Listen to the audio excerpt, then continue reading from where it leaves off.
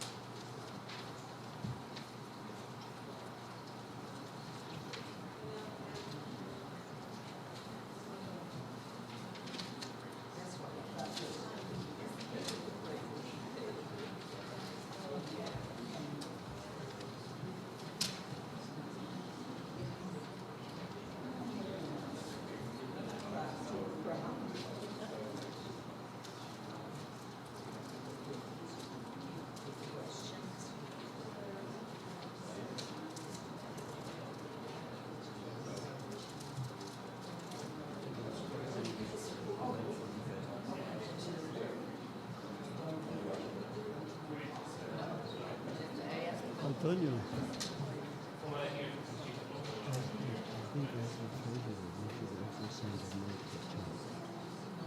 Oh, are you? Yeah, I sent it.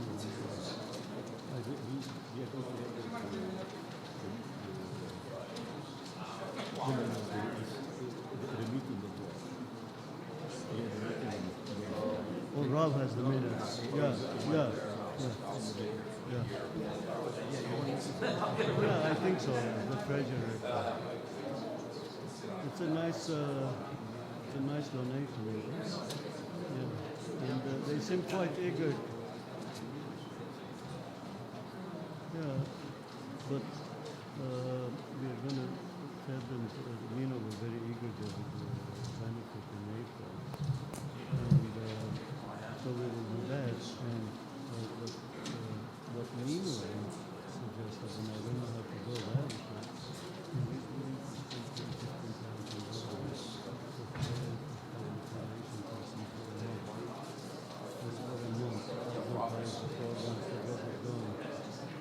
Find the person, yeah.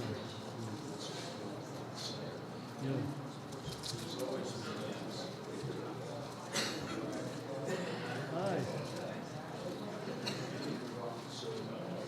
Yeah, it's time, bro. Is it 2:30?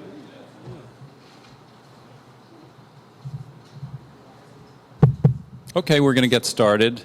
Thank you all for coming today. I'm Rob Penzer. I'm the Associate Director of the Helix Center.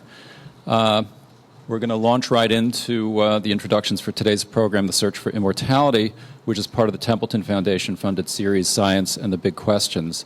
If our participants could raise his or her hand when I announce your name so that people will know you.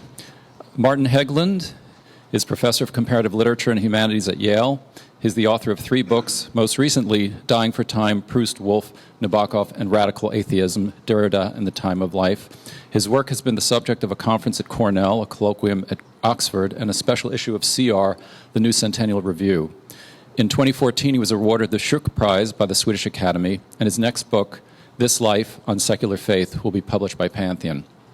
Chris Impey is the University Distinguished Professor and Deputy Head of the Department of Astronomy at the University of Arizona.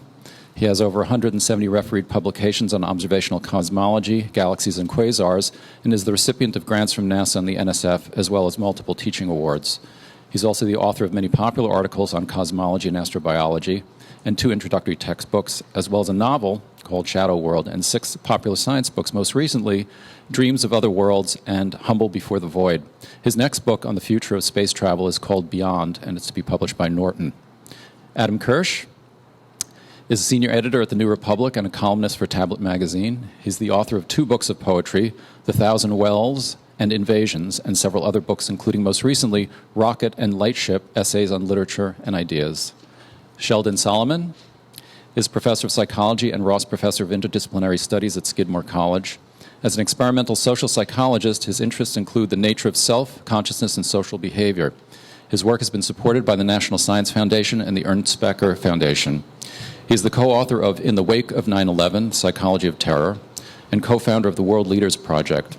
He's a fellow in the American Psychological Society and the Society for Experimental Social Psychology, and recipient of multiple professional honors.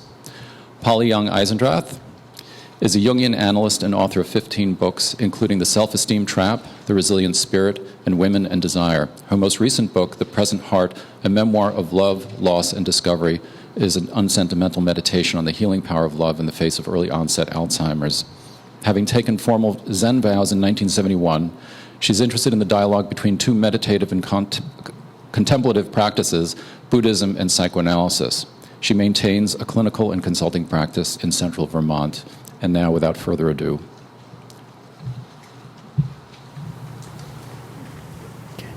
I can't move. Can you turn the air conditioner off? Yeah.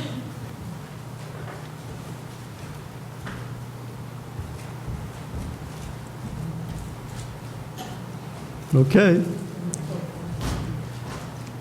Okay. Well, I'll start and provoke by saying, in my opinion, immortality is both impossible and a bad idea. But not to be Debbie Downer out of the gate, let me just throw out the idea that the container for immortality is the universe, as we understand it, all space and time.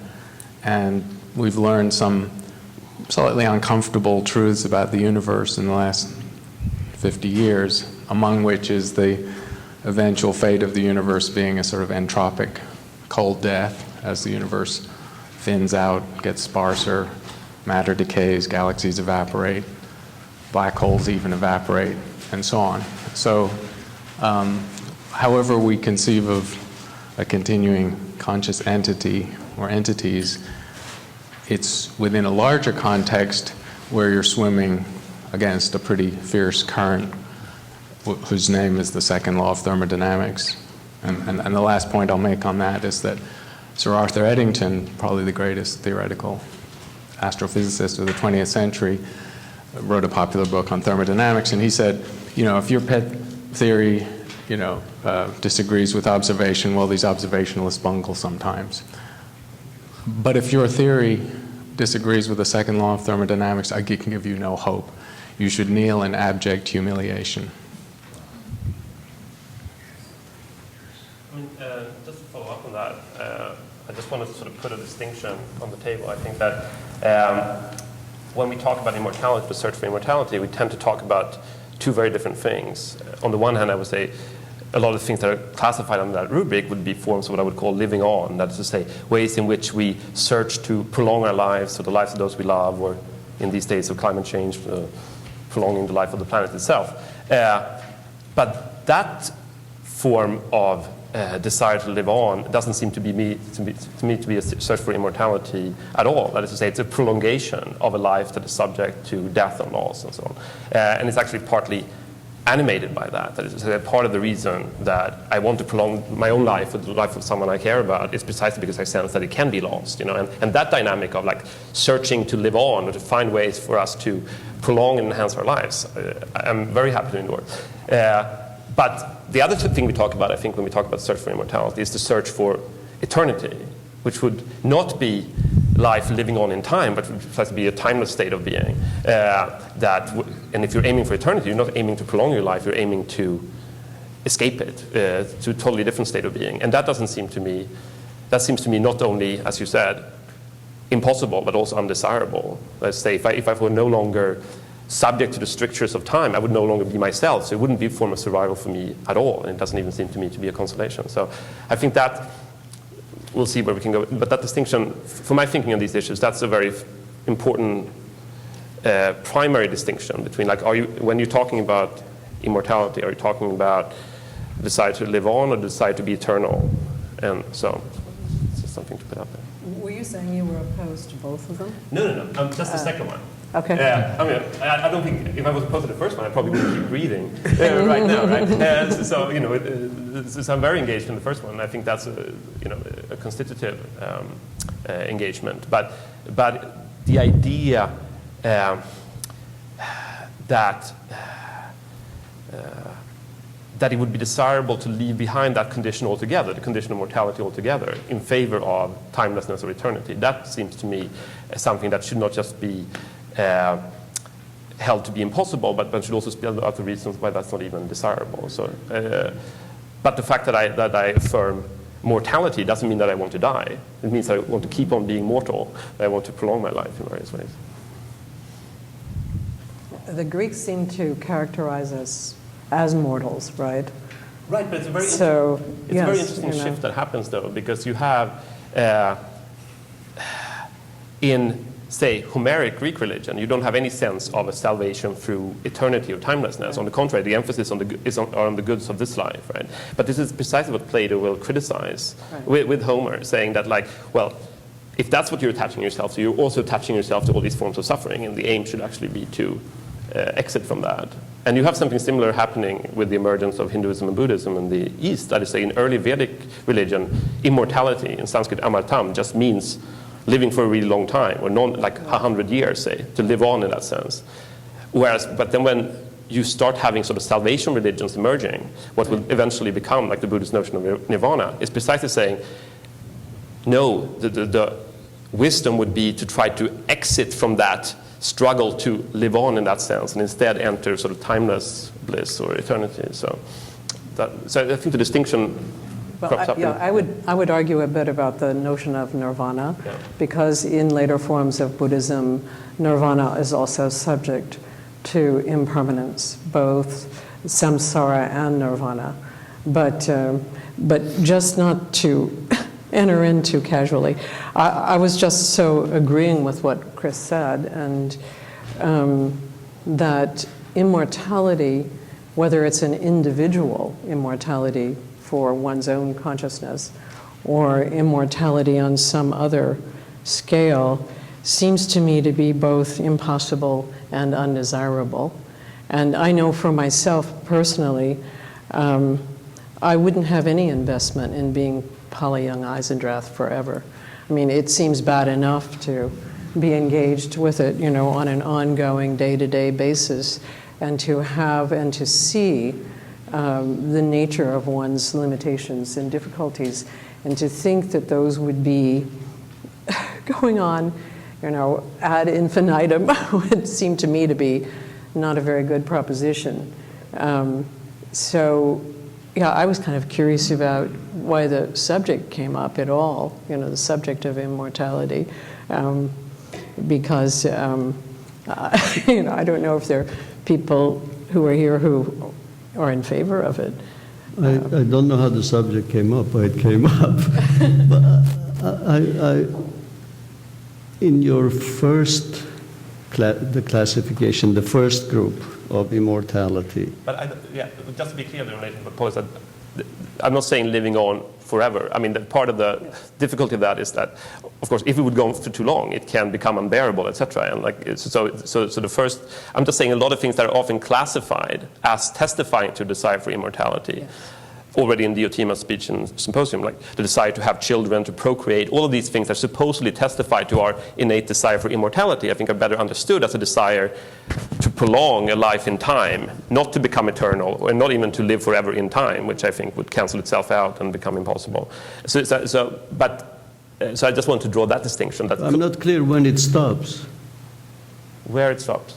The distinction you make. At which point does it stop and you say, well, I had this much, now I don't want to anymore, aim for a few more years. Part of the difficulty, I think, is that there's no fixed measure for that. Right. That's part of the difficulty of living in time. Like, you know, you can die too soon, but you can also die too late.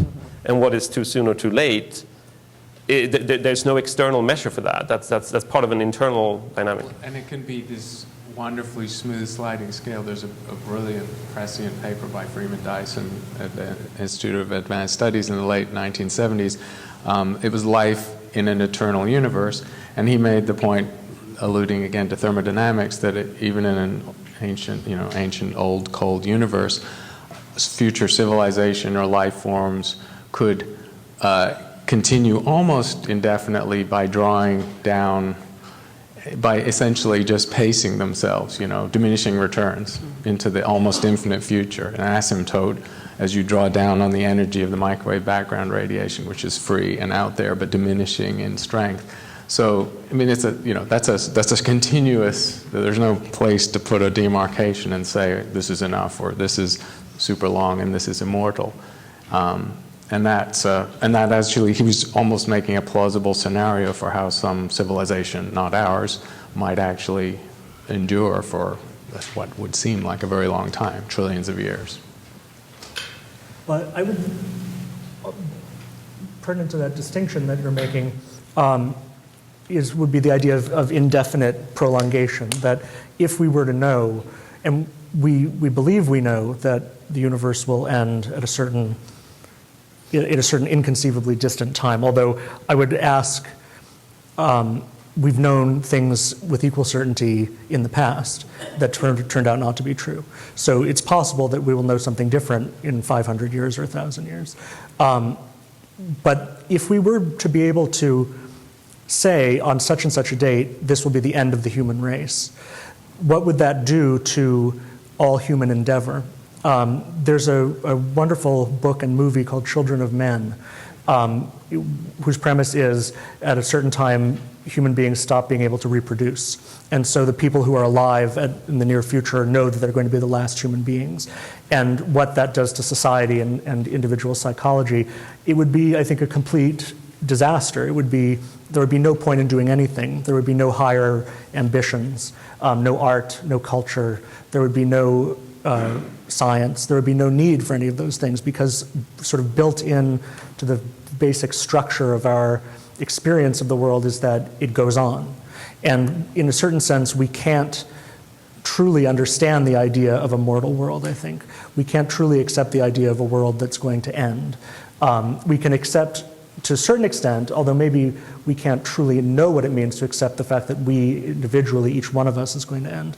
But the idea that the entire thing is going to end, all humanity, I think is as close to unthinkable as we can get. Well, that's a very important other distinction in the discussion. We talk about the immortality in the sense of the self, and we're clearly attached to the self as a notion and as our actuality that we live with.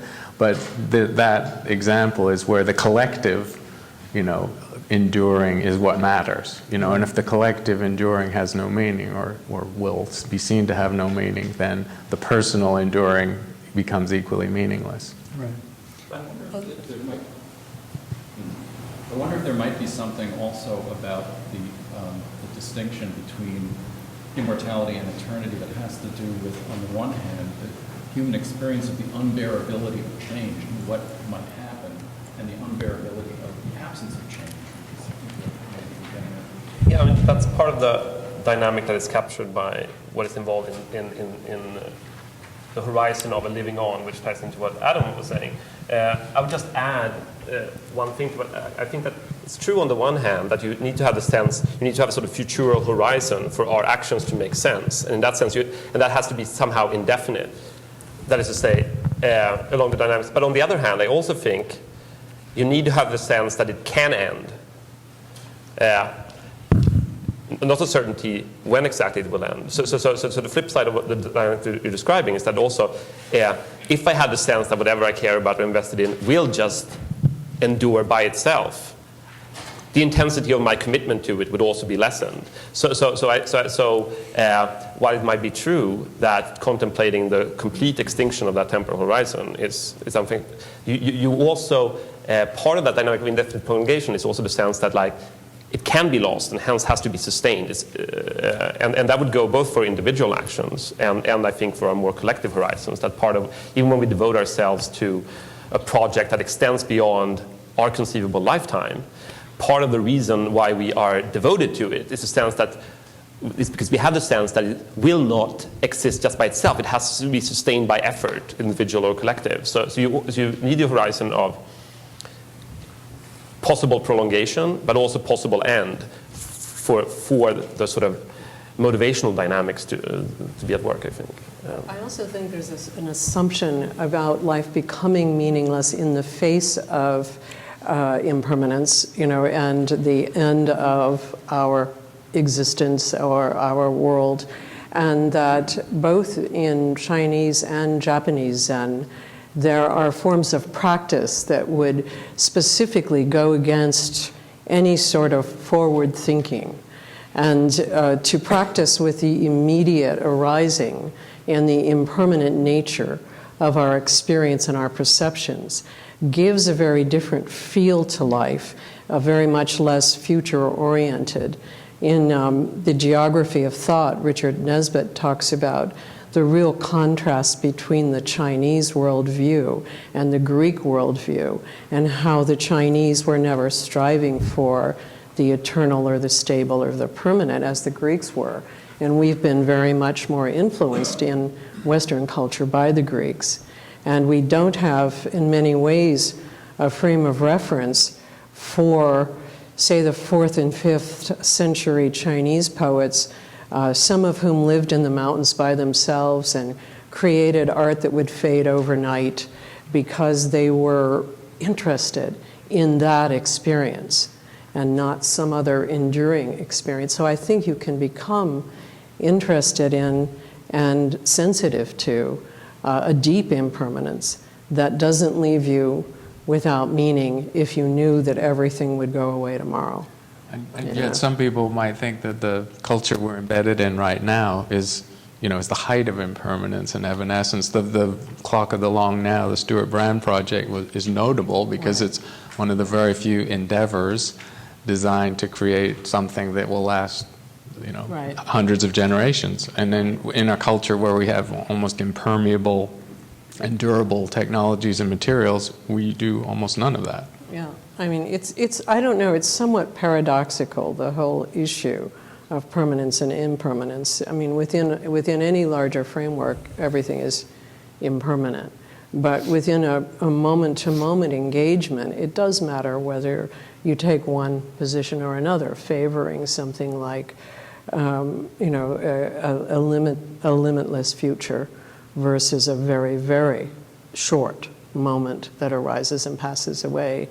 And so in many of the Buddhist forms, and again, particularly the earlier Chinese, there are practices to focus you on this kind of deep impermanence, and that is the value of becoming aware of that, which if there were some greater understanding of it in our society, perhaps there would be less fear of one's own death and less engagement in exhaustive health interventions right at the end of life, which is something that I thought you were kind of going after in something that you said earlier, that there are pragmatic reasons to maybe revision what it means to die, at this period of time, because so many people invest in extending their lives by a very short period of time, right at what they take to be their dying time. They want to go for a month more or 2 weeks more or whatever, and it's very, very expensive and often also very costly in terms of pain and suffering. Yeah. Just to put a little bit of pressure on what you were saying first, I mean, because there's a version, I think, where the embrace of impermanence, the supposed embrace of impermanence, is actually a very established way of trying to gain eternity, in the sense of like becoming immune or invulnerable to the experience of loss. That is to say, so a lot of these strategies, you have them in Western Stoicism, for example, where like the reason you're told that it would be wise to stop being future-oriented is because when you're future-oriented, you're giving hostages to the future, to something that's unpredictable, and you're attached to something that can be taken away from you. And I would say that's the real experience of mortality.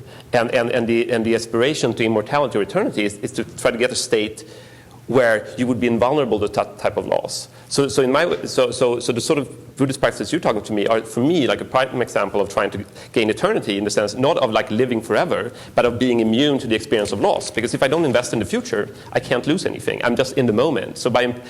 But I think, but that, for me, that's not really embracing impermanence, because that's actually for you to experience something as impermanent, and that to have like sort of a pain and a force to it, you have to be projecting towards at least a temporary permanence. And I think that this attempt to be in the moment is another attempt to be exempt from time, or exempt from to sort of pain and mortality. Maybe in early Buddhist practices it was initially, but as Buddhism evolved over time, especially in the Chinese forms, that changed somewhat, that shifted somewhat. I think in the early Theravadan forms there was a desire to get off the wheel of samsara and not to actually continue. And as you get into the Mahayana forms, they really are more about staying in experience but recognizing its impermanence and staying with that impermanence. So, it does change over the history. I mean, I would agree with you about early Buddhism, that it was that. We don't have to get into this. I think it's true of my own. It's the staying in. I think it's still in that end, but we can have that discussion. Yeah, but later. I was going to ask from you if you could take a cultural perspective on, it doesn't have to be purely Western culture, but the dominant culture and economic force of the planet, where ephemera are all around us, and yet we sort of act as if we have infinite resources, etc. What is your take on that? Well, I mean, one way to think about it is that we've moved from a long period, maybe all of human history, until the last 200 or 300 years, in which people were confident of some kind of personal immortality, even if let's say from Christianity, we have the West very invested in the idea of personal immortalities to the extent that it becomes impossible to think outside the idea of immortality. So I think of someone like Maimonides, for example. Maimonides develops a highly intellectualized idea of what it means to be eternal, that you're eternal if you think about God, that you participate in his eternity, and that it's sort of an intellectual eternity, and that's something that Spinoza picks up on later. But even in that sense, there has to be some accommodation to the idea of eternity. To a materialist view of the world in which eternity is the one thing that we are not allowed to imagine or envision for ourselves. And I think that the idea that you would want to prolong your life, for example, even for a week or a month, doesn't that make perfect sense if life is the only value? I mean, outside of life, there's no value. So if there's no eternity, if values are something that we create and posit for ourselves in the course of our lives, then not to be alive is to lose the chance to participate in that process completely. It makes perfect sense that you would want to stay alive as long as you possibly could, even under adverse circumstances, even from if not from a sort of prudential point of view, then from a metaphysical point of view, it makes sense. And that goes hand in hand with the decline, I think, of the idea of immortality as a form of glory. In other words, the idea that you would create an artwork that would outlast time, that you would have permanent glory from something that you had made or done, that your name would live on, I think is an ambition that very few artists today share. When you were talking about self-destructing artworks, I was thinking of Tanguy and the idea that you would make something that's designed to decay. Again, something that would have been quite foreign, at least in Western tradition, up until the last 100 years, but now we're sort of forced to confront it. It's a major change. It's a change that goes so deep that it's, I think, even hard to conceptualize, and in a way alienates us from a lot of our own cultural heritage, because it depends on assumptions that we can no longer truly share. This is a little random, but I think physicists of my acquaintance, and that was my original training, they sort of reach for immortality through mathematics, because they believe it to be, in a Platonic sense, an ideal that holds not just in this part of space-time, but elsewhere. It could be discovered by other sentient creatures and, creates in the practitioner at some level transcendental experience and so on. Just an interesting thing. I haven't reached that level, but I've got close to people who haven't explained it well. So you don't, I was listening to Brian Greene in one of these things talking at the Rubin Museum, and he was advocating that position, but it always seems to me peculiar, because my background is as a developmental psychologist, Piagetian, that kind of thing. And so I don't understand how mathematics then, as a practice, falls outside of subjectivity. How could it? Because human beings have practiced it and invented it. So how could it be the language of God, for example? No, you're right. There's overreach there, and I think Max Tegmark, who's a colleague, I like him and know him well, he espouses the layers of reality and awareness and the fundamental, Pythagorean idea of a mathematical universe, and it's an aesthetic. I mean, it's a pure aesthetic, and as an aesthetic, I agree. Its locus is in our psyche and in our psychology, and I think that's a conceit to imagine that it's universal in the way that that's sometimes presented. That's a relief. Just to follow up on what Adam was saying, I mean, I agree with a lot of the sort of canvas that you painted for us. But again, I think once one distinguishes between aspirations to live on and aspirations to eternity, I think some of the discontinuities that you outlined are less forceful. As distinct from, say, a Christian aspiration to eternity, the ambition for the artwork to live on, I mean, if you think about the poetic expressions of this in Shakespeare or Keats, etc., there's an intense awareness, both of the possibility to live on, say, through the breath of the speaker who will reanimate the poem, but there's also an intense sense of, like, this is not a given. It can just be left to die, not reanimated by the reader. And even if it is reanimated, that's not about eternity. It's precisely about prolonging its capacity to speak across the ages, And so that's an investment. I mean, what we call poetic immortality, I think, is actually an investment in a certain form of living on. And I think we can, and which is, another version of that is what you yourself recognize as relevant in the contemporary world, that I want to live for another week or another 2 weeks. I mean, so that dimension of our aspiration to live on, I think we can recognize across the ages much more. And I think that maybe we can have it more explicit now because we don't have to the same extent the investment in an opposing concept of eternity. But I do think that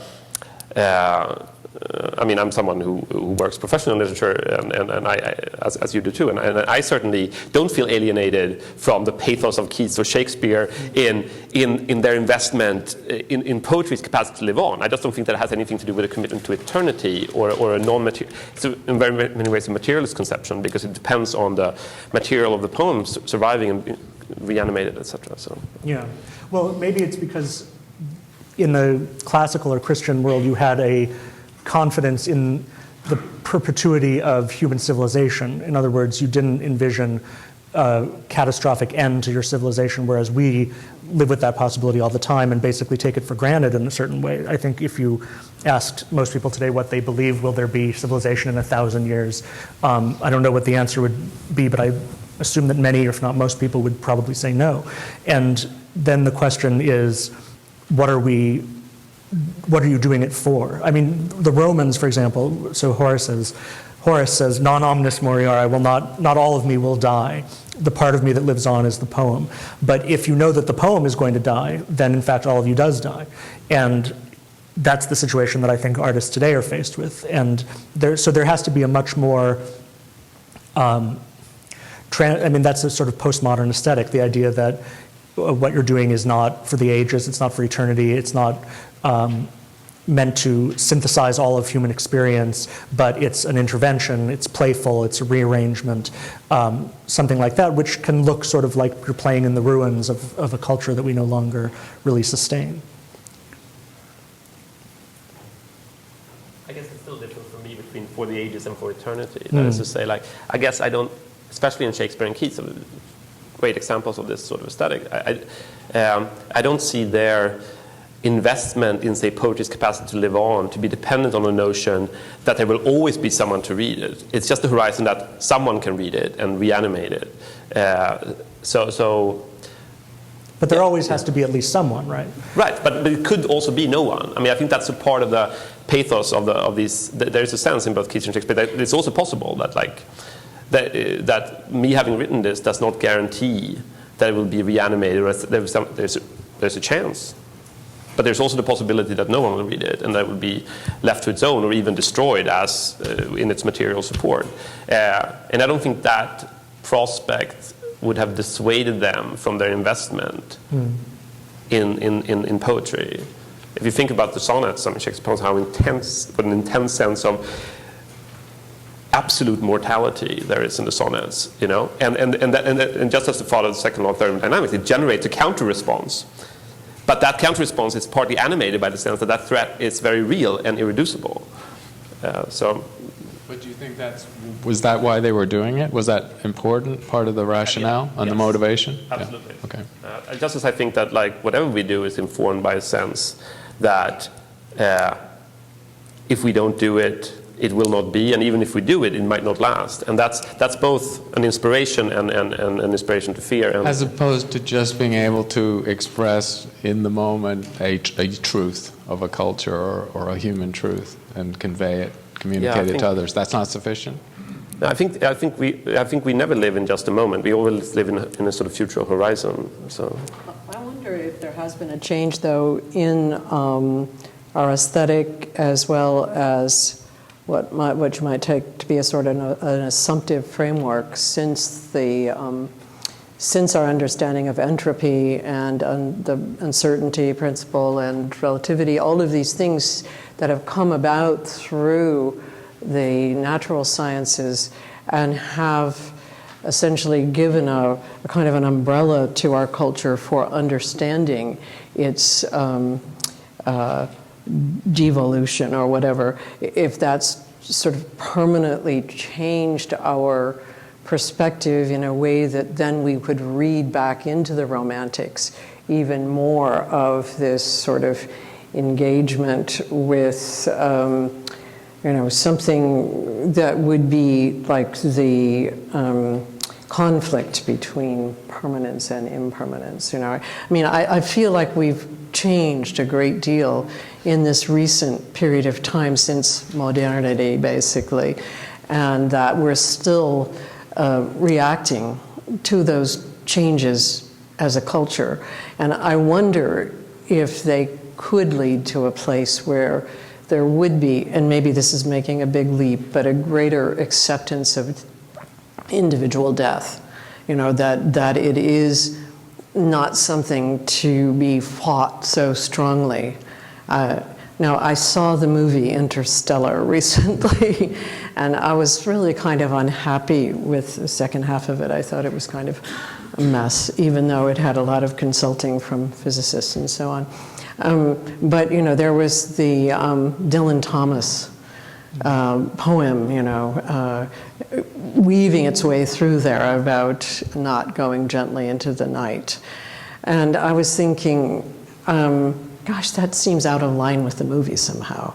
I don't know. I mean, it seems to me there are sensibilities that are arising, and not just in academic frameworks, but in the popular realm as well, that would say it might be possible to accept endings, accept one's own death, accept the kind of deep uncertainty of our existence, that might be kind of cool, that seems to be a change from. And yet it exists in parallel with a quite well-funded research agenda to reproduce us in silicon as well as that can be done, or computationally in some generic sense that we don't quite understand. But it's motivate. Who funds that? Various, It happens a lot in California. The military-industrial complex funds part of it. The NSF funds some of it. It's funded all over the place. Up the road from where I live in Phoenix, Alcor has 250 Frosties on liquid nitrogen. Last in, first out. You just hope the technology gets better. Are those? I mean, this may be just again a sort of stupid sideline, but are those just very wealthy individuals?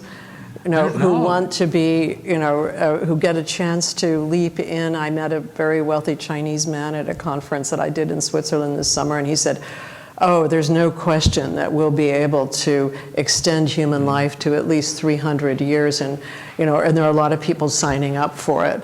And they're going to be... There are a few of those, but they're mostly sort of techies, programmers, visionaries / nerd, whatever. And there are a few, although this is illegal and not sub judice, that sort of knew that they didn't want to go out old, so they euthanized quite young. So there are some that are frozen who are in their 20s. The true romantics. Yes, indeed. But isn't it, there is much less anxiety about being immortal than there is about being mortal.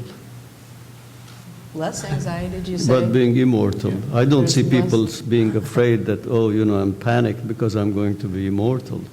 But people are scared about death. They don't want to look at dying. They don't want to look at mortality.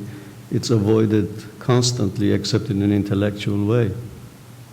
So even though you say eternity and so on is not something that is sought after, but people want to live forever. And I'm not so sure at which point somebody, if you could take a pill that you took it once a day and after the age of 25, 26, 30, you didn't age. Yeah.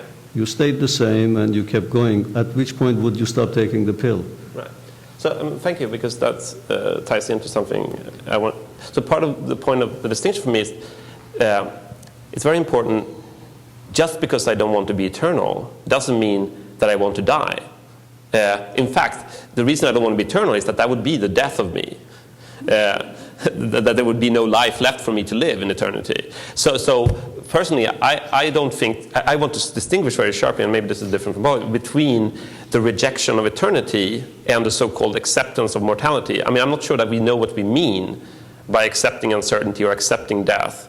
Because if that means being able to embrace it fully, then I would say, if I accept uncertainty in that sense, there is no longer any uncertainty. Part of the difficulty of uncertainty is precisely that I can't embrace it because I don't know what it's going to be. It's not something I can accept in advance. And similarly, if I can accept death in the sense of like, I'm fine with that I die or that my beloved dies, I no longer have a relation to death as death. So I think that like, it's also, so it's not a matter of like, for me, it's not a matter of accepting death, but accepting that I will never accept it.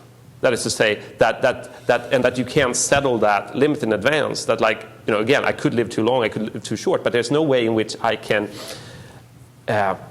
adjust myself in such a way that I'm prepared in advance to the difficulty and pain of uncertainty and death. And I think that like the idea that we could master that relation to uncertainty and death through some sort of acceptance, I think. Yeah, I'm very wary about that way of thinking. I mean, though you seem to make this contrast between uncertainty and living. Like living seems to have a lot of uncertainty in it, not just death. Yeah, of course. So living, you know, actually means facing uncertainty. Of course. So the degree to which one faces that uncertainty is actually perhaps related to something of one's engagement with life itself, rather than with the rigidities of self-protection. Absolutely. You know, and so it doesn't seem to me to be the case that uncertainty is necessarily connected to death. No, absolutely not. Yeah. I mean, the uncertainty is a larger topic, but my point is precisely, it's because I'm engaged in living that uncertainty is difficult. You know, I mean, it's part, of course, what makes life worth living. If there was absolutely certain, nothing could happen. But it also means that there is no way in which I can just accept that uncertainty. If I could accept that uncertainty, I would be ready for anything, come what may. You know, and I wouldn't be particularly engaged in something. So I don't think that part of, to use the word, accepting the necessity of being engaged in life is also accepting that exposes me to an uncertainty that I cannot master in advance. And I'm worried about them saying like, well, that very thing itself will allow me to master it by saying I won't try to master it. I don't think that No, works. well, it depends on what you mean by mastery, but you know, this is another movie reference, and I didn't actually see this movie, but just had a conversation about it today, which is Only Lovers Left Alive. Is that the right title? About the vampires. And so these are people, these are beings, vampires, and they're often seem to me cast in this way, who can go on living from lifetime. They're taking the pill every day, so that they can remain, you know, they age slowly, I guess, but they remain alive for a very long time. And as I understand the movie, the main protagonists, a couple, they're rather bored with it. You know, I mean, they've seen everything, they've done everything, they've been around for centuries, they've engaged all the great thinkers and all the great art, and they're kind of like, yeah, okay. You know, because there's no novelty anymore. And novelty is so motivating for all of us. And when it wears thin, well, life doesn't seem so wonderful. But I don't know why they would assume that there is no novelty, since there is novelty constantly. Since I didn't see the movie, I Right. can't And so, speak to and that. so I'm not, that argument about getting bored, unless one experiences it, I don't see how it would be the case. There'll be new things constantly, just in the last 20 years. In fact, when I think about, the only times I think about dying with any kind of negative feeling is when I think, gee, look how far we came in technology the last 20 years. I'm going to miss what's going to happen in 25 years. I won't know what great thing is going to happen next. So that... I Just think to it be was a clear, more interpersonal boredom. I have nothing against the pill. I think it sounds great. I mean, that is to say, like, Well, because that pill is... I don't have it, unfortunately. Yeah, no, I know. to give it to you. But all I mean is that pill is a means towards the end of living on. And look, and it has mortality built into it, because it's very important that you have the capacity to not take the pill if you come to a certain point where you no longer have that desire. But I'm not making an argument against the desire to live on again. And I think we could live for a really long time without it becoming unbearable. That would depend on a lot of factors. But living a long time it has nothing to do with being eternal. Because being eternal is not living a long time at all. It's being outside of time. And it's the desirability of that I'm calling into question. But so I think, I don't have any principal objections But to you all sorts of don't medical think- attempts to prolong our lives. Are you But I don't think saying that... you don't think ideas, especially religious ideas about eternity, have to do with living a long time? Absolutely not. And all religious authorities are extremely clear on this. At least all so-called post-axial religions, which we're calling very clear distinctions between, analogous to what I'm saying, living on in eternity. That it's not a matter of prolonging this life. It's a matter of precisely bringing that life to an end, of resting in peace. This is what Augustine says about being in God. But there are Yes. religions where they say when you die, you then meet your family. No, that's not a promise that's not a promise that any religion makes. Actually, Mormons do that. I mean, in the sense, Mormons make that. It's very much part of the Mormon religion. I see what you mean by that, but I think you have to distinguish, first of all, between the most advanced philosophical statement of a religion and the way it's commonly lived and perceived by people.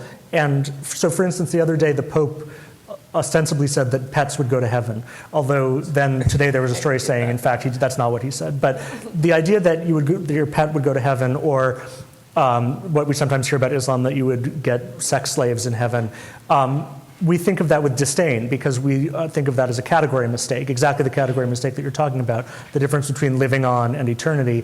But there's also the idea of a last judgment, that you resume your body, that your soul will find its body. In Judaism, you're not supposed to cremate or sever someone's body because it has to be whole for the resurrection. So I think that there's a tension there. It's not strictly true that religion doesn't teach that. Although if you were to talk to, again, a Maimonides or an Aquinas or someone like that, they would have a much more sophisticated idea. But I don't think that that's probably what 95% of believers think. And then resuming the body, that's just what the Alcor people are hoping for. Right. And it's a cut price. It's only $80,000 for the head. Why would you pay $150,000 for the body? You'll get a much better body anyway. there's a big difference, though, because it's the incorruptible body, Right. which is not, it's a very clear distinction. It's not the same. So if what I want is my corruptible central body. But there is an identity, is the key thing. Well, but exactly how that identity should be thought is a very difficult issue. And if you look, when it comes to the idea of this existential consolation, of this type of, anyone who takes their religious belief in eternity seriously will run up against that problem. That is to say, because even then, the ones who stress the compatibility of, say, love of God, as we have Christian strands, with the love of your neighbor or your beloved, the means-end distinction is very important. To say, you don't love your beloved or someone else. You only love them as a means towards the end of loving God. You should not love them as an end in themselves. Because if you do, you're bound to experience irrevocable loss. Because them as an end in itself will be lost. You can love them as a means towards the end of God. So I think but the reason, of course, then why in popular ways, because what people tend to be invested in is living on rather than eternity. All I'm saying is that's not something that a religious notion of eternity actually promises you. And I have nothing against the pathos of wanting to see your beloved again. I sympathize with that, you know. But I think that's very distinct from a desire to be eternal. So. Sheldon, why don't you say what you think? No, this is all very erudite. And all I would say is, just from as a psychologist and an egghead researcher, most quote average people don't really make subtle distinctions. I would argue that the essence of humanity is a disinclination to die, and that since minute one, a central dynamic that has motivated just about everything that people do, whether they're aware of it or not, and I would argue on empirical as well as theoretical grounds, being as we're in Freud's house, that unconscious death anxiety is what underlies the urge to immortality, in the sense that Martin refers to it, not prolongation, but eternity. And I agree with what everyone has been saying, that this is not a great idea. Moreover, I would argue that one way to think about conditions in modernity is that ways of managing death anxiety in the form of different kinds of what Otto Rahn called immortality ideologies that have served us well no longer do so. And we now see the urge for immortality manifested in a variety of distinctly negative ways, including degrading the environment, just a persistent pursuit of money and stuff, protracted ethnic hatred and violence. Not to say that the urge to immortality is the sole explanation of any of those difficulties, but I don't think we can understand any of those without considering the malignant effects of the urge to immortality gone awry. It's interesting to consider the distinction between the fear of the loss of the corporeal being and the loss of the self. And just as a hypothetical, because it's, people write and talk about it, suppose that the mind uploading concept, has some traction. Just imagine people start trying to play that out. And we could disbelieve it completely. That's fine. It's just a rhetorical device. And then is that going to satisfy that fear, appease it? What if the same capability to disconnect ourself from our physical body goes along with a completely plausible technology to pool the consciousness? What if we gain an ability to not be solitons in our bodies through that technology? That would recast some of these debates in an interesting way. I mean, I would almost, I don't, the humanist in me, of course, has some significant abhorrence, but the curiosity-driven scientist wants to see what happens, Well, I think that for these anxieties disappear, or the best therapy for them is a belief in the transcendental, that it doesn't have to be personal immortality. If you were to be convinced that, as people speculate now, say that our reality is a simulation, and that there's a higher order of reality for which our reality is a simulation, that in and of itself would alleviate a lot of death anxiety, because then you would be positing a higher order of reality that our existence serves in some way. And that's only a contemporary, 21st century metaphor for the thing that religion has always offered, which is the sense that there's a point to it. And it's, in a sense, it's the pointlessness or the meaninglessness that is really intolerable, rather than finitude. Because as you could say, we're born towards death. We have our being towards death always. It's impossible to imagine a form of life that isn't about death and dying. It's impossible to imagine that, and that's why the idea of freezing your head seems so childish and so sort of stupid, is because it's like you're making a mistake. You don't understand what it is you're really afraid of. If we could believe that the death has a purpose, that it serves a higher purpose, that would take much of the sting out of it. But that's the faith that I think we've lost over the last couple hundred years. Interesting postscript on that is the moral philosophers have weighed in on the simulation hypothesis, and there is a completely reasonable philosophical argument for a golden rule, and the fact that you would not be a nihilist even if you thought you lived in a simulation. So that always makes me feel a little bit better about living in a simulation. So. Right. No, I agree with you completely on all of that, and that the deeper anxiety that's called death anxiety is about meaninglessness. And also, I mean, in talking about how, I think it's wrong to generalize also about people in their attitudes towards their own death or dying, and certainly because I supervise a number of psychologists and have recently supervised a case where there was a suicide and of a young person, and it was one of these situations where everything seemed ideal, and it was really difficult to imagine, and it seemed ultimately that maybe there was really an insult to this woman's ideals, and that was the reason why she killed herself. And so, people can kill themselves over what looks like, from another person's point of view, is a pretty trivial offense. Now, of course, there can be other things, like the Robin Williams suicide, where there maybe are multiple factors and things that anyone could fairly well identify with. But, the issue of some sort of transcendental meaning or something that gives meaning that would go beyond death seems to be a very important issue that perhaps needs to be looked at from the more pragmatic point of view, again, of the situation that we're in as a society, having so many people who are going to be going through the dying and death process, and the tremendous overload that can make on our system if everyone is terrified and wants to live that extra 1 week or a month or whatever, simply because they have no means of seeing death as an interesting adventure, as a developmental point, as a process that is meaningful in itself.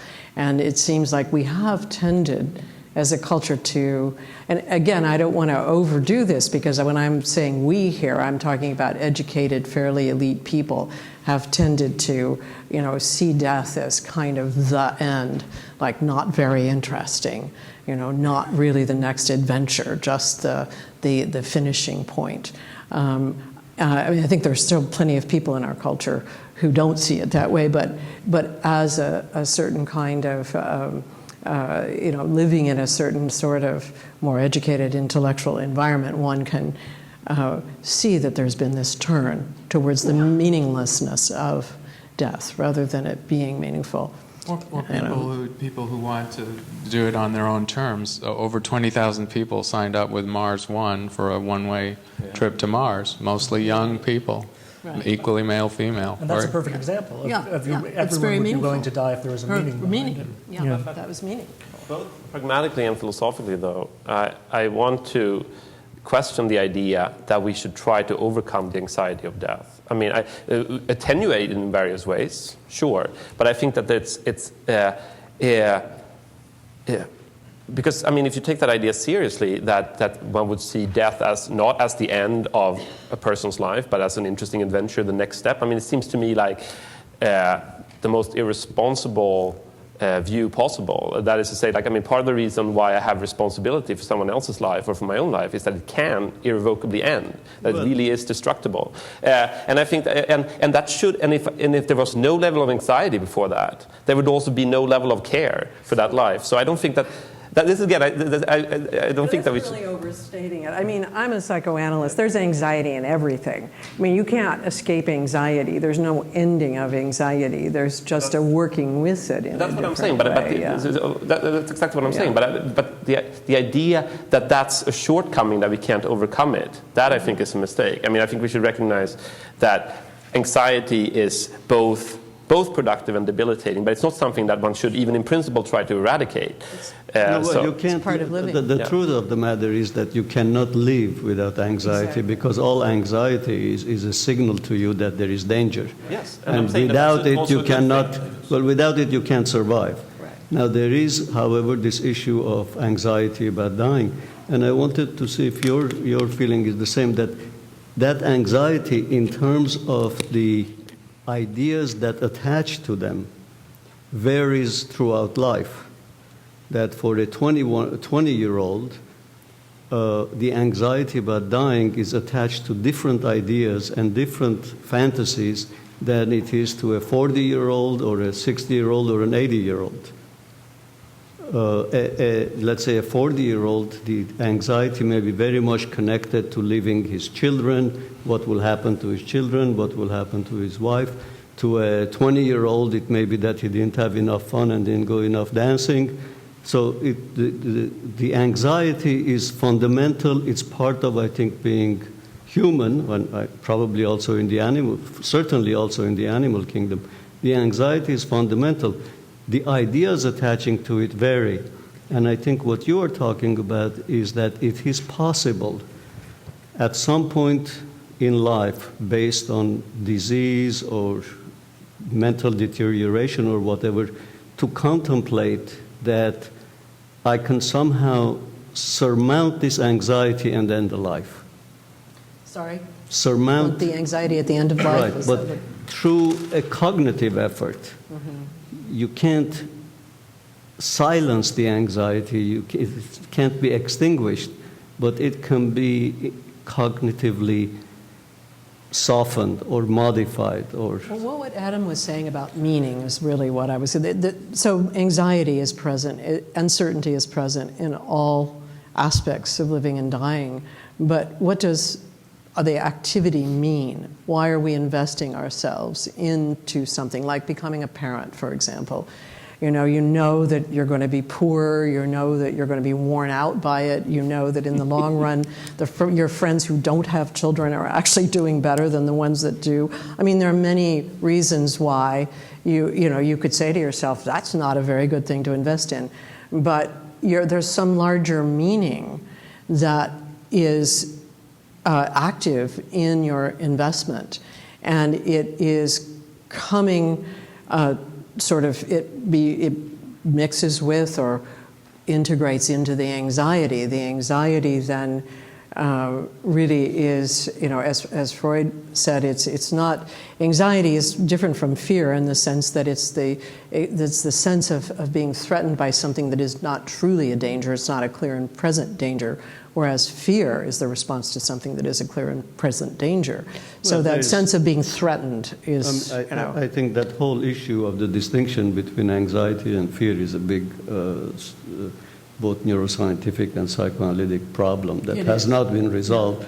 But it's just the meaning that's connected with that engagement, and so if you're going to engage with death in a meaningful way, you'll be anxious and so on, but you'll be heading into it with more the sense, you might say, even of enthusiasm, than if it seems like a meaningless and stupid end to your existence, after which there is nothing.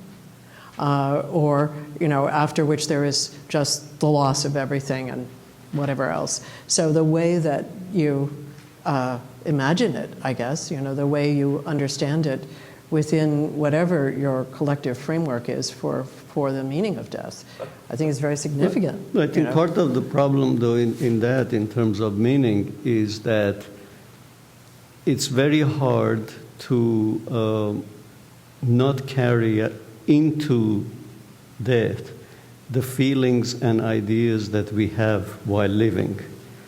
So we have the fantasy that when we die, even though we don't say it that way, but emotionally it's almost as if, well, I'll miss my children. Well, you're not going to miss anything. There's nothing to miss. There's nothing to recognize. There's nothing to realize. It's over. But it's very hard to think of it that way. Spontaneously, we always think of somehow we are going to feel some pain because of something. So what I'm taking from this is that the desire, the fear of death mapping into a desire for life extension or longevity, extreme or otherwise, absent a known strategy for coping with the anxiety and fear themselves, is completely irrational, right? You shouldn't have those two things going together. Say that again. If the natural desire for life extension or increased longevity, if it's not coupled with an aware strategy for mitigating or dealing with the fear and anxiety that is just going to be present even more as you live longer, it makes it an irrational viewpoint. Exactly. But the meaning in question, though, doesn't have to be something that I believe is itself immune from destruction. You know, so like the fact that I have children and thereby I invest in something that goes beyond my own death, and that might give my life greater purpose. That meaning doesn't depend on, I think, that my children in turn will live forever, etc. The greater project that Adam was mentioning, I mean, I do think that our lives need to be tapped into a greater project, but that project itself does not have to be conceived as itself indestructible as opposed to my destructible finite existence. The idea that like meaning requires on some level indestructibility, I think that's an inference that we don't have to accept. But that also means, if you don't do that, then it also means that if it will be destroyed and you investigate it continuing, then you will have some level of anxiety and fear of death, which is not irrational. That would be rational in that case. If I want something to persist, and that doesn't have to be it can be the political project I'm invested in, the community, etc. That doesn't have to do with that I will persist, but I still have a rational fear of the possibility that it will not persist, and that's not something I think you can. And the idea that we should try to overcome that sort of fear, I mean, has always been, starting with the Socrates' Phaedo, that Plato's Phaedo, that the idea that the proper philosophical idea related to death would be equanimity.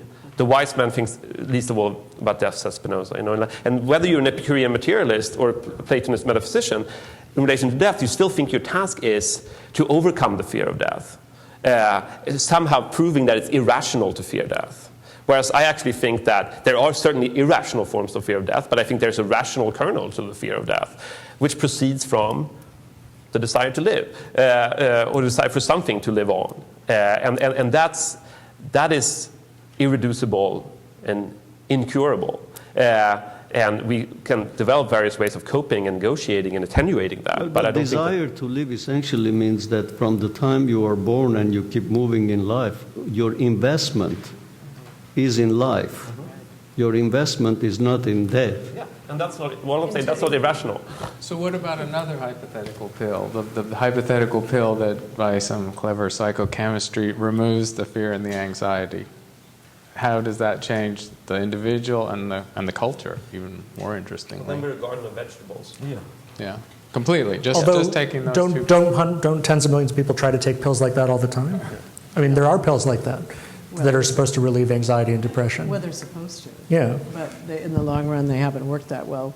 You know, the thing that I guess I keep coming back to is that I have, you know, really, I've been engaged with many people who have wanted to commit suicide, both in my own direct practice, but then recently through supervision. And in 2 cases, and I don't want to say much about them, but these were very successful people. At the peak of their lives, both women, one of them with young children and the other one without, public figures, well-known, attractive, you know, educated professionals and so on. And so is that a completely irrational? You're saying that that goes against the nature of life to want to commit suicide? I'm saying no, it's part of finite life that it can become unbearable. And I'm not saying, I'm just saying, insofar as you want something, insofar as you have a project that you want to sustain, you also want to live on. But it's possible for that to be short-sighted. It's possible for it to become unbearable. That's part of the radical vulnerability of being finite, that it's possible that you won't be able to take it. And that's not necessarily irrational either. But it's symptomatic, right, that's the same as the end of any project, then, the end of any commitment, except the commitment to end the possibility of any commitment. You know, so. Well, I mean, I think the motivations are usually complex, very complex, and sure, I think you know, and so yeah. I took it to mean that someone who actually wanted to die. That was a hypothetical they example. want to die, so, and they go about making it very clear that they found a way to do that, and they do it in a way that is. You know, that works well, and so I think, you know, there are people who are more afraid of life than of death, and that they seek that because the meaning of life seems to be unbearable or at least terribly disappointing. Yeah. And so they seek instead to die. Of course. And there's no real good argument against suicide. Camus said the problem of the modern age is why we don't commit suicide. Right. And the implication of that is that there is no reason not to commit suicide. Right. Precisely because when you die, you don't feel anything. So once you're gone, there is no you anymore. So there's no you to feel good or bad about your decision. It's a completely incommensurable idea. It intervenes into our life. Death sort of comes in at an angle. It's not necessarily part of life. It's a termination. So the only conceivable good reason would be to avoid causing other people pain. Mm-hmm. If you accept the sort of modernist perspective right, exactly. in that regard. That if you have people who would be very hurt by your death physically, economically, or emotionally, then you could say for their sake you wouldn't commit suicide. But it's very hard to come up with a good argument against suicide as it relates to me, as the person committing suicide. If the starting point is this completely abstract person who's not defined by his engagements in the world, who's not that is primarily caught up in caring, because if you are, what you fear with death is not the state of being dead, which is nothing. What you fear is the loss of what you want to keep. Right, unless you don't want to keep it. And because there are moments when that's Heidegger anxiety, right? The angst is when everything recedes, the world recedes, when it's no longer your world. It becomes no longer attached to you, and you're no longer attached to it. But for Heidegger, though, you still care about not caring. You're still invested in you still care about not caring. So you're not at that point where it would look rational to kill yourself. It's what's exciting is that you want to care, and there's nothing which your care can attach to. Right. Sheldon, what's your experience with that? I have not, but I like Camus, and he said in his notebooks, come to terms with death, thereafter anything is possible. So, on the one hand, there's the view that Adam raises about suicide, and I agree with, but on the other hand, I think Camus in his more uplifting, optimistic moments had some, some hopes, let's say, for humanity, and I think it's along the lines of what Martin is saying about harnessing death anxiety and putting it to good use, which is, I think, what the Epicureans are saying, sort of. This is another Yeah, maybe. All right, we'll talk about that another time. Yeah. But Martha Nussbaum, a philosopher, has a... Yeah, but she criticized the Epicureans. Yes, I agree. So, all right, but I like her take on that. Yeah, that's excellent. Yeah. So, I appreciate the Camus perspective, but I also think occasionally the philosopher can forget they're an animal. There's a part where the ego and the brain just take over, and we are animals. To just get a little more visceral, back to biology, the nature of life, to persist, to endure, from quorum sensing bacteria to the higher creatures of the planet. So there's a grounding somewhere there. Yeah. Although then the question would be, if you're depressed, then you're a sick animal, right? And why should you not end your sickness? Why do we have such an investment in other people not killing themselves? But I thought you were also saying that it doesn't have to connote depression. That perspective. Well, I would say that is the metaphysical face of what is experientially depression. It's the same thing viewed in two different points of view.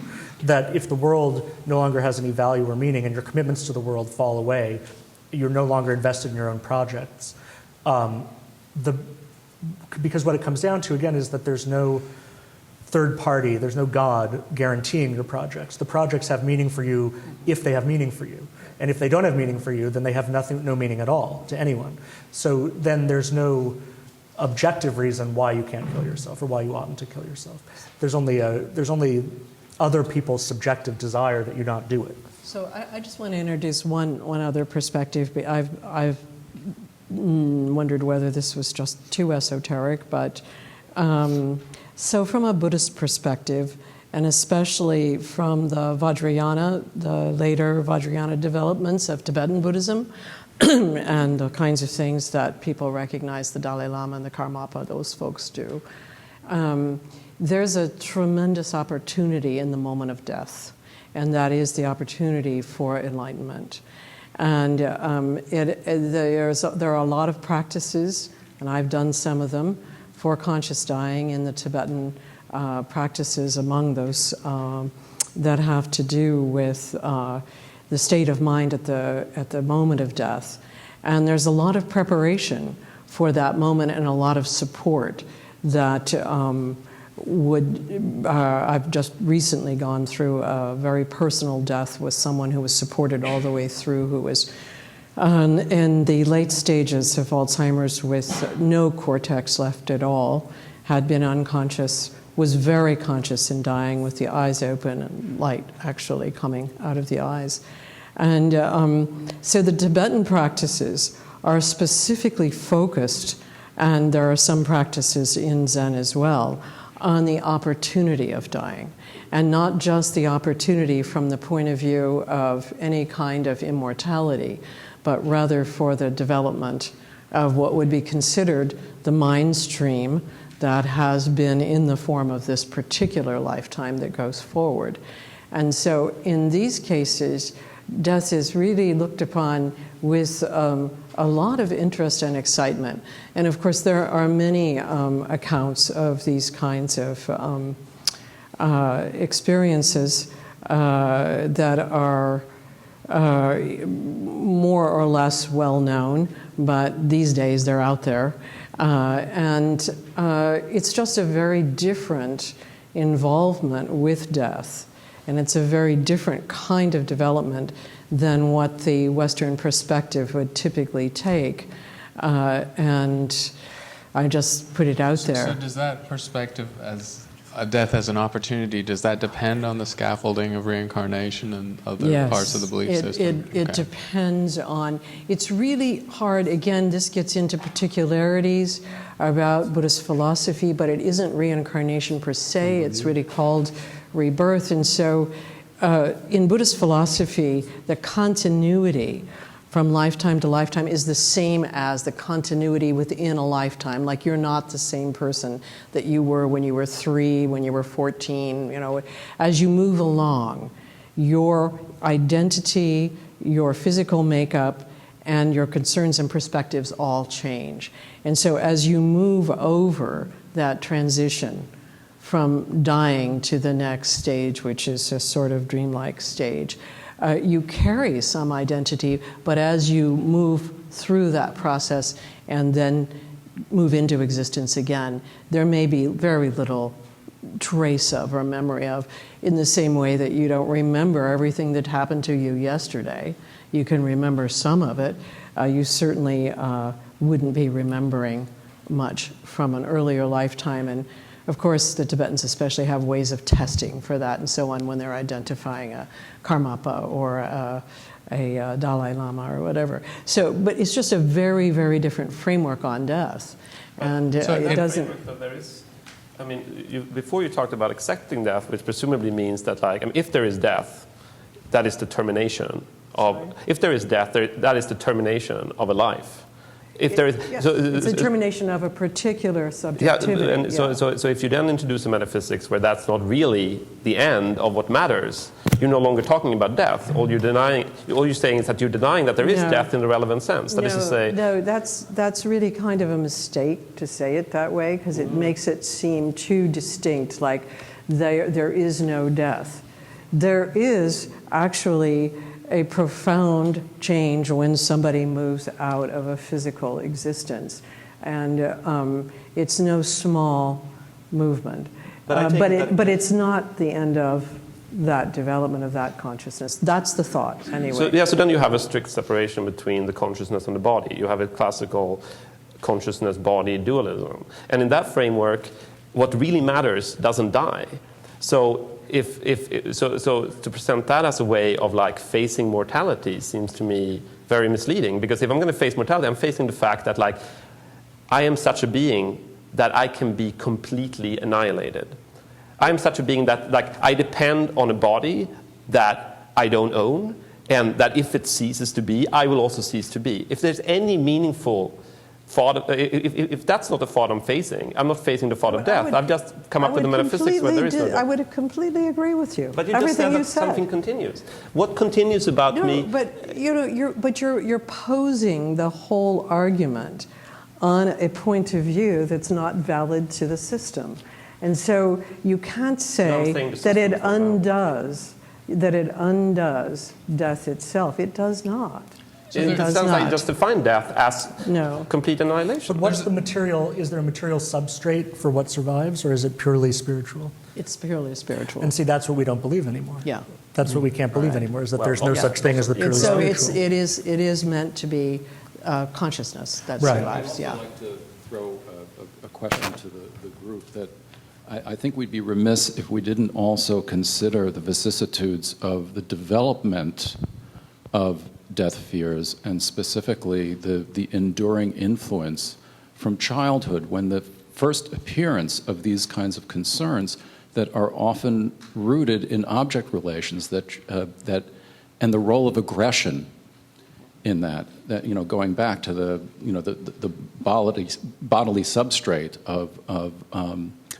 of experience, that when children begin to become aware of the possible consequences of their aggression towards loved ones and the fears of having murderous wishes towards others, I think that it's useful to think about that in connection to fears of death and wishes for immortality as kind of reparations and undoing of some of these feelings. I wonder if anyone wishes to comment on that.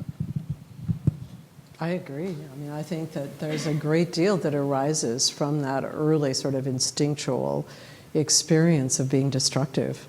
And then that fears arise from that also in relation to the continuity of oneself and others. And that those are carried over then into one's view of death.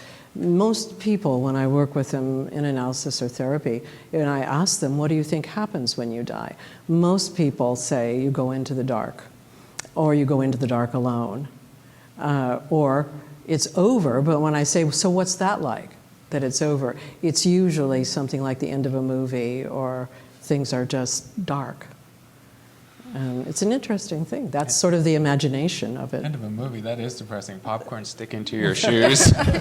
It's just like where it goes, the end, and then there's nothing. Okay, I think we can go to the audience for questions, but I just wanted to comment something. The last time you were here, you told us that we could get on some kind of rocket or ship and go into another universe and start life there and have a whole new way of experiencing time and space and life. So the physics, it's not the escape clause. It's immortalizing, if not immortality. It is completely plausible. The trick is you have to find 1,000 solar mass or a larger black hole, which is bigger than just a dead star. So we'd have to go a ways to find it.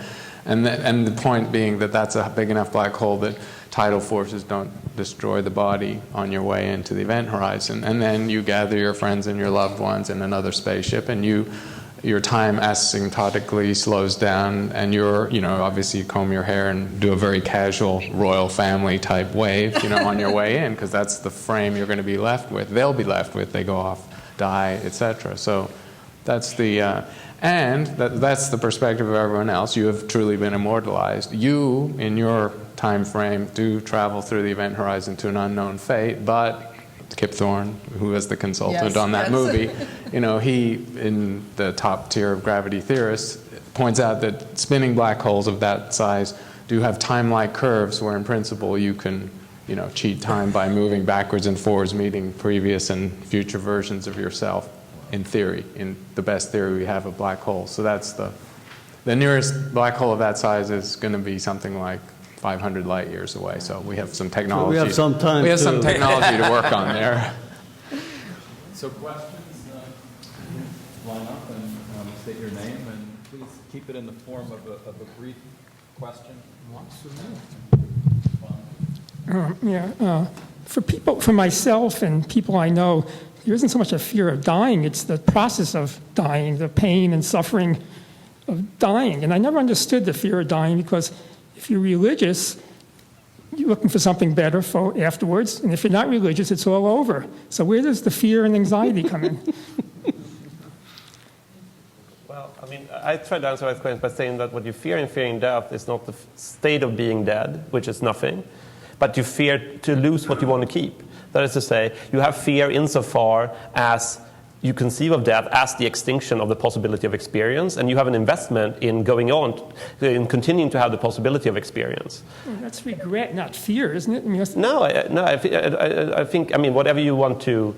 There's a big difference between regret and fear. No, I don't think it's not a regret because it's not past-oriented. It's the prospect of a future in which you will not be.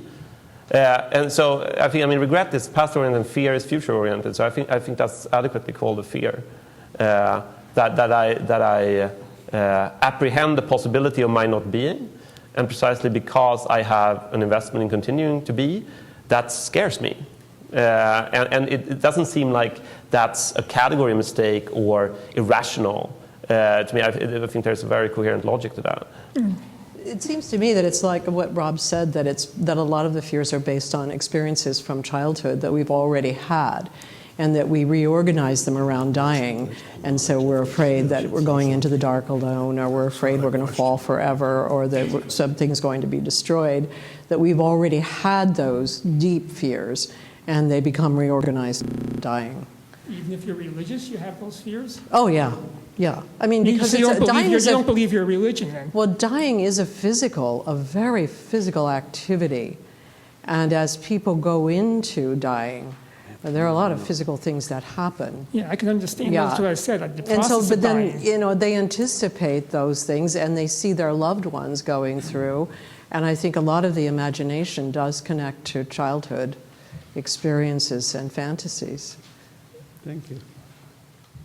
Hi, John Aronian, very happily retired surgeon. I told Edward that I thought he should begin this program with a couple of minutes of Carl Reiner and Mel Brooks with the 2,000-year-old man, because that might be as close to immortality as we could come. I like Martin's comments about temporary permanence. And very briefly, two examples for me of temporary permanence. One, being a surgeon, any physician in a teaching institution would have this experience, that your life doesn't change. The youth comes, is with you, and goes year after year after year. There's a permanence to our existence until we get home and look in the mirror. Secondly, my wife has just written a book for her children and grandchildren about her father, trying to establish some permanence in the minds of the future generations of Mehdi Doumghani. And I think that this is one way that already one generation has seen and knows this man when they had never seen him or known him. And she is establishing some temporary permanence, hopefully for another generation or two. Thank you. Go ahead. So since we're talking about film and comedy. Wait, he wants to comment. Oh, sorry. No, I just wanted to follow up on your thoughts on temporary permanence, that I think that another way of fleshing out that thought, and what you said was very evocative, is the fact that what makes it both difficult but also meaningful to be alive is that you have both permanence and impermanence, right? They're interdependent. If you only had absolute impermanence, there wouldn't be any problem because you wouldn't experience loss of anything. Everything would immediately disappear. And if you had absolute permanence, likewise, nothing would be at issue because everything would just be what it is. So the key to thinking about mortality in a general sense, I think, is to think about the co-implication of permanence and impermanence. That things last while also disappearing. Things last while also being possible to cease to be. And that's where both the passion and the agony of being alive arises from that intersection of permanence and impermanence. And I'm sure as a surgeon you've had particularly vivid experiences of this, but I think that is the structure. And that's also why attempts to escape mortality can either be then let's just have absolute impermanence, everything disappears and I don't care, that's fine. Then, of course, nothing hurts me. Or I imagine that there's something absolutely permanent that I don't have to worry about. But I think both of those paths are flights from what we are and how things matter to us, and we should not indulge those flights. So I'd like also a comment, because I also was provoked by the notion. And so the perspective from physics or astronomy, if you like, is that of pattern.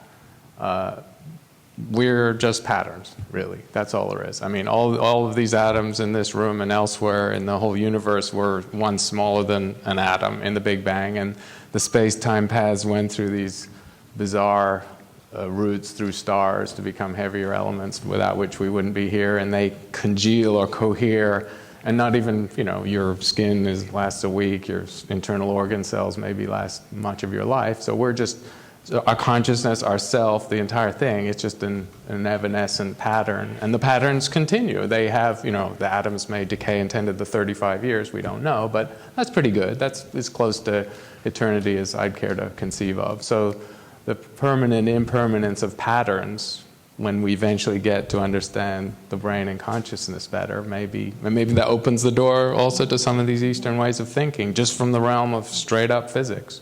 Well, Roger Penrose thought so. Mm-hmm. Okay.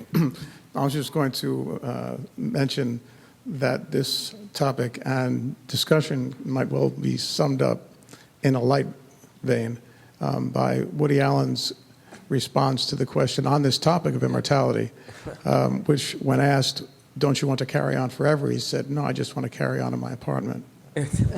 So the questions that arose for me during the panel, which was very, very good, in my opinion, were answered within the panel. So I'm just going to make a few quick observations. Any comments that the panel would care to make are welcome, but otherwise I'll just offer them as observations.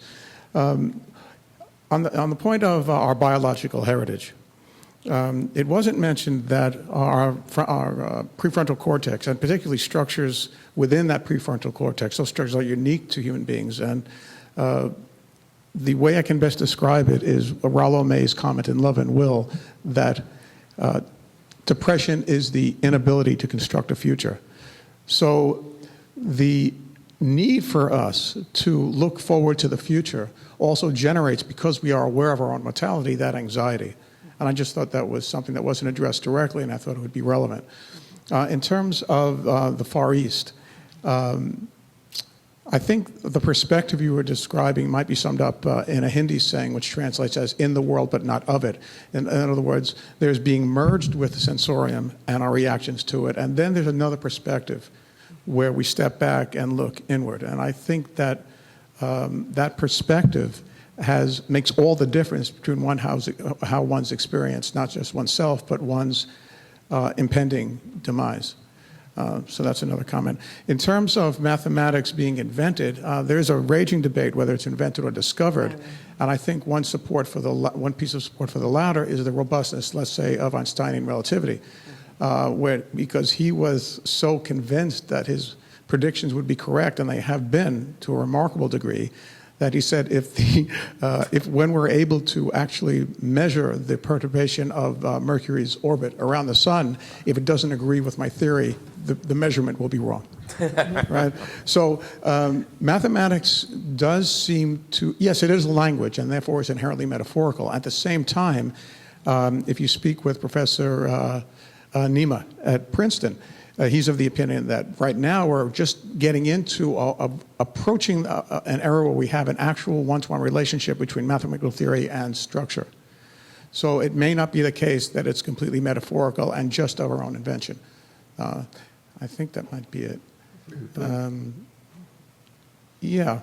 Oh, yes. The other thing about the Far East, and again, this nature of permanence and non-permanence, it is the case that while that perspective was encouraged within Buddhism, at the same time, we cannot deny that the shogunates and the dynasties in Japan and China, respectively, were definitely into permanence.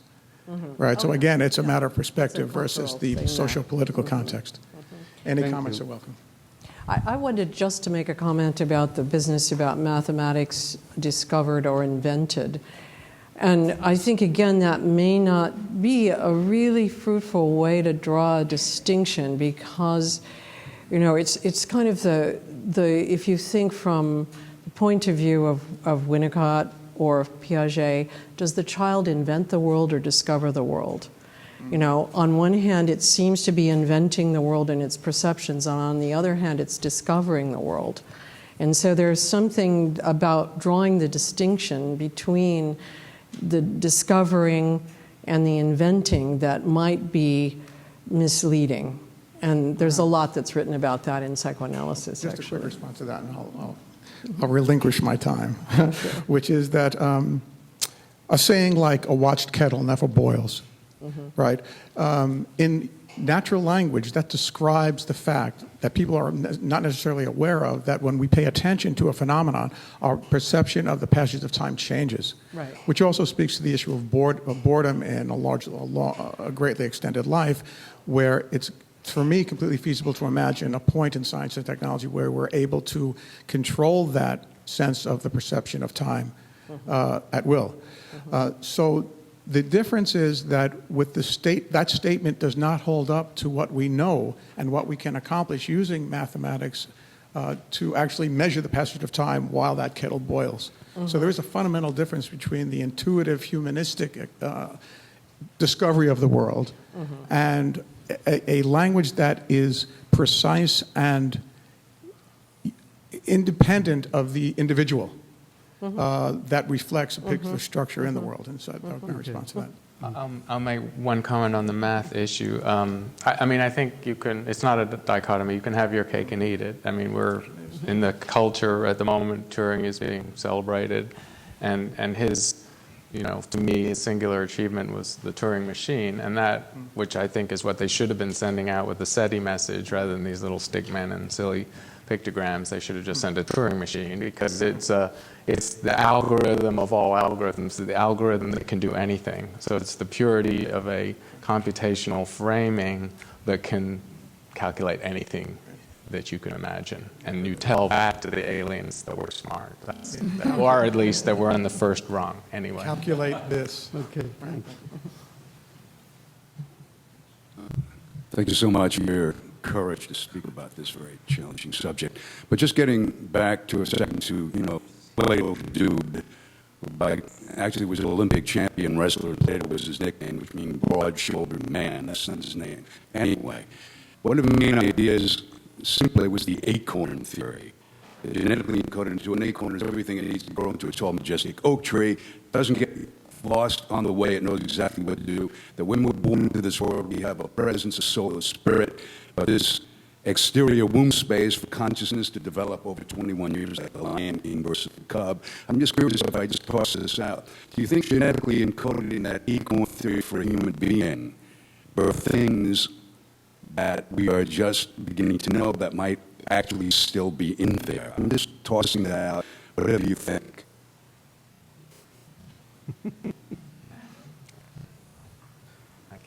Yeah, I'm not sure I understand the question. But how could there be something concealed that we wouldn't understand? What would that be? What form would that be? Because full consciousness in a human being does not biologically develop till you're 21 or 22.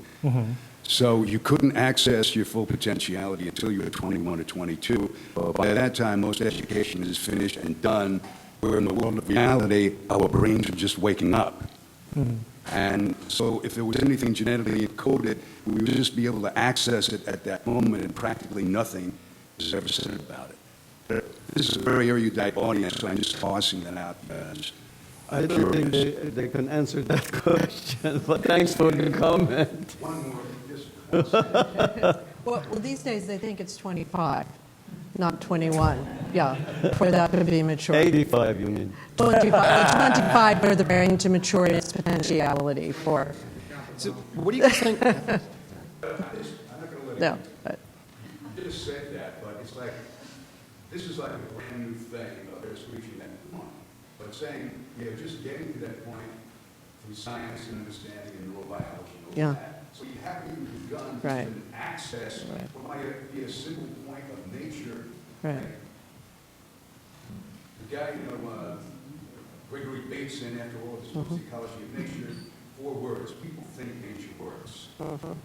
Billions of words are 4. That if we're just getting to this essence, and we don't even know what's there, do you think nature might be intelligent enough to know that we might, like dreams or vision, that something might come up like a collective unconsciousness? I'm just curious if you think that there might be any possibilities beyond thinking.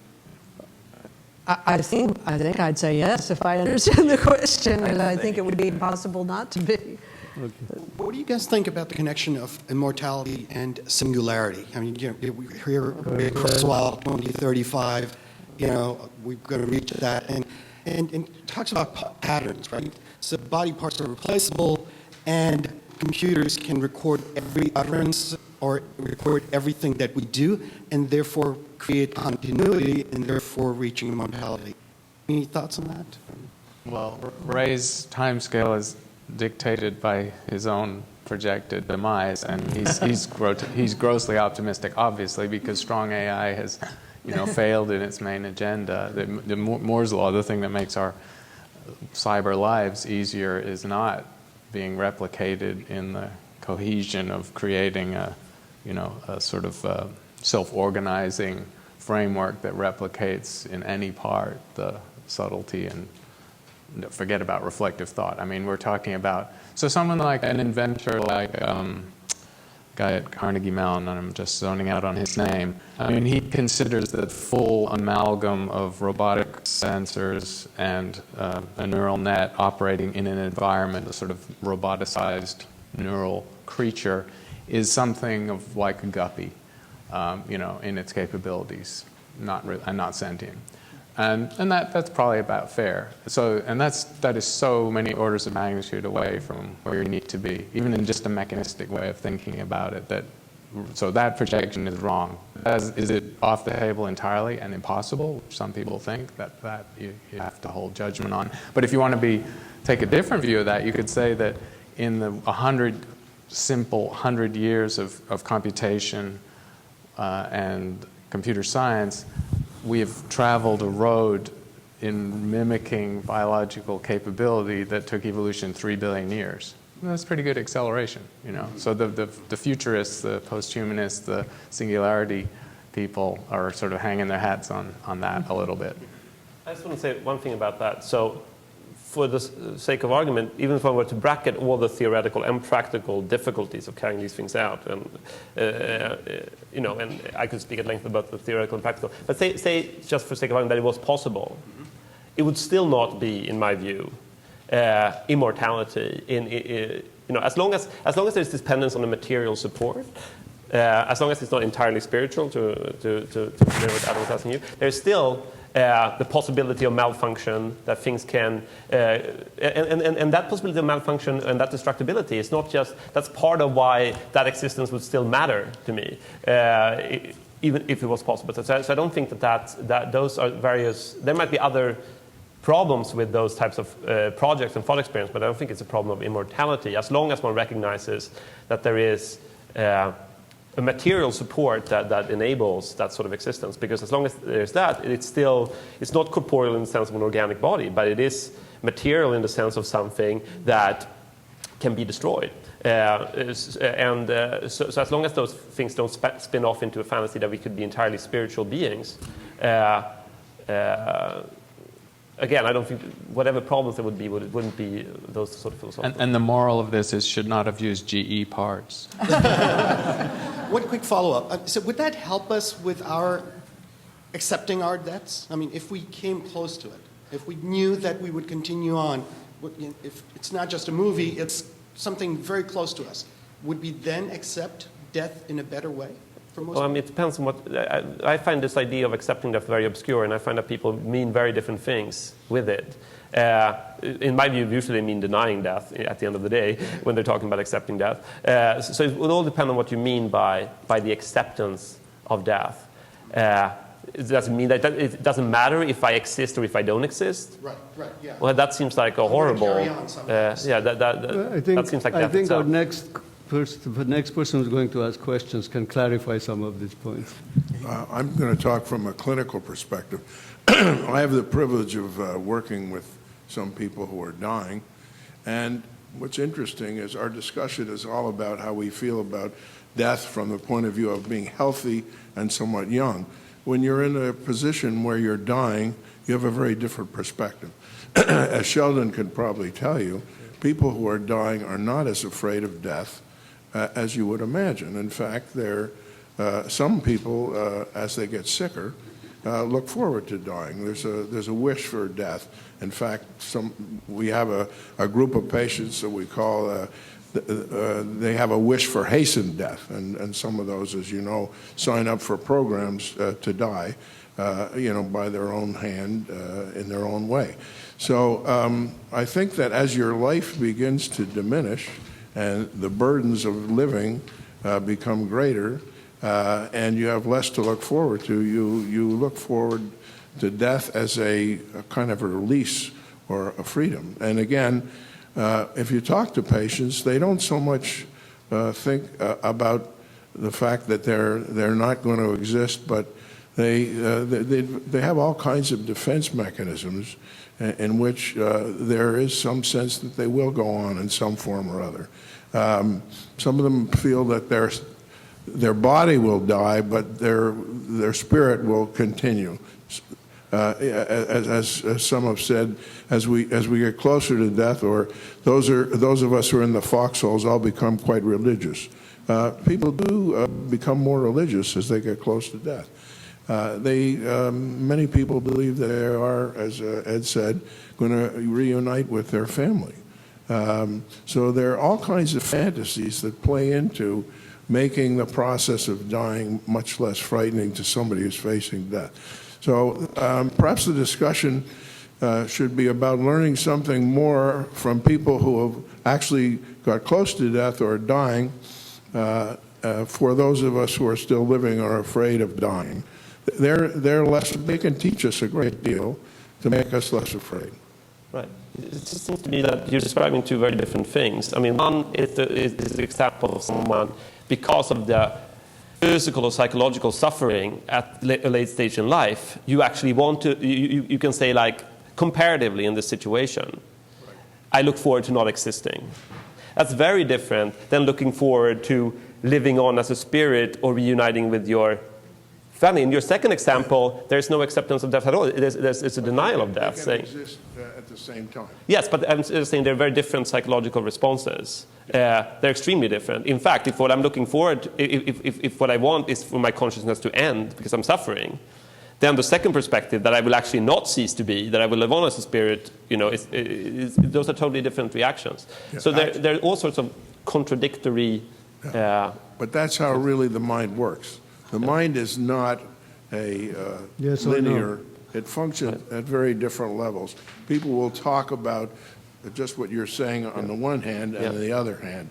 So they'll say they'll look forward to dying and to ending their life, and the same person will then say, and then I can be together with my parents and my sister who's dead. Yeah. But in the way they might talk about it, they'll be there perfectly healthy. Right. So we're capable of those kinds of inconsistencies. What I'm saying is that's because they're actually still afraid of death, and I sympathize with that. But I wouldn't say that those are testimonies to how you are not afraid of death, who have come to terms with death. That seems to me, that whole testimony you're giving is a testimony to how incredibly difficult it is to face the prospect of dying, and how many contradictory fantasies you come up with to shield off that prospect. So it doesn't, and I have a lot of empathy with that, but I don't think it is an example of of someone who has accepted death.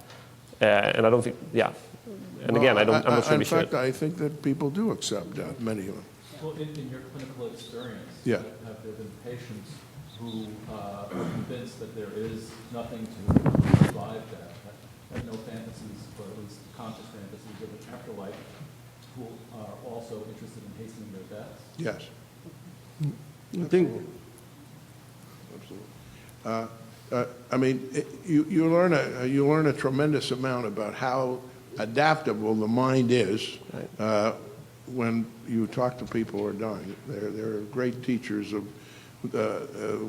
how to deal with life, in fact. Okay, thanks. He works at Memorial. May I say, first of Dying all, I patients. really appreciate that you came here for a conversation and you didn't come and read your statements. I think we'd all be much better off if we went with Polly and lived in the present, but aren't we pretty much stuck with Adam, and in that there's a evolutionary advantage to living in the future, and those people are the ones who survived. Well, it is arguable, as a 12th century Zen writer named Dogen said, that the future occurs in the present, the past occurs in the present. And because of that, there really isn't a present either, but things arise in the present, and we pay attention in terms of the way we direct our actions. And so we can direct our thoughts and actions towards the imagined future, and also our prefrontal cortex tends to head us in that way towards prediction and reliability, that sort of thing. At the same time, we can become aware that we're doing that, and that there are choices within the present. As it arises, it's about 3 to 10 seconds. It's not an absolute present, but we can become aware of what is going on and where we want to direct our awareness. And that's really what's meant by living in the present. So it's not avoiding prediction or the future, nor is it avoiding thoughts and feelings about the past, but the recognition that those are taking place in the present. So, Okay. that's maybe not so different from pattern recognition. Yeah. Well, please join me in thanking our